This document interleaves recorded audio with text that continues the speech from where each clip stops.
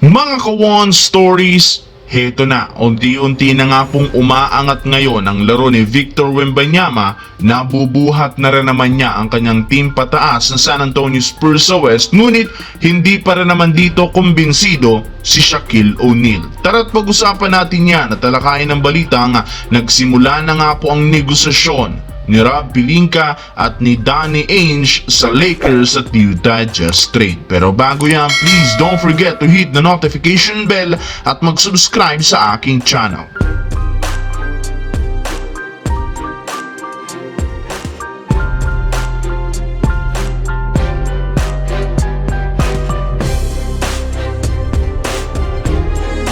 Kahit man nga po mga kawan stories nananatili sa play-in tournament spot ang San Antonio Spurs sa West, malaki pa rin naman tsansang umangat sila, lalo pat unti-unti na nga pong nag-i-improve at nagmamature ang performance ng kanilang batang big man na si Victor Wembanyama. Sa nakalipas na laro, nag-average ito ng 38 points, 10 rebounds, 6.6 blocks a game sa kanyang 40% shooting sa long range na siyang mismong rason bakit nakasama na siya sa MVP rankings bilang number 6. Pero sa kabila ng nakakamangha nitong performance, duda pa rin sa kanya ang NBA legend na si Shaquille O'Neal. Ayon dito, wala nga daw siyang believe sa mga ginagawa nitong 3-pointer dahil dominante ito, ay pagtuunan nga niya ng pansin ang pagtatala ng puntos sa ilalim ng basket kaysa tumira ng tumira sa long range. Mas marami pa nga daw itong nagawang 3-pointer kaysa sa dunk, at kung ipagpatuloy nga po ni Wembanyama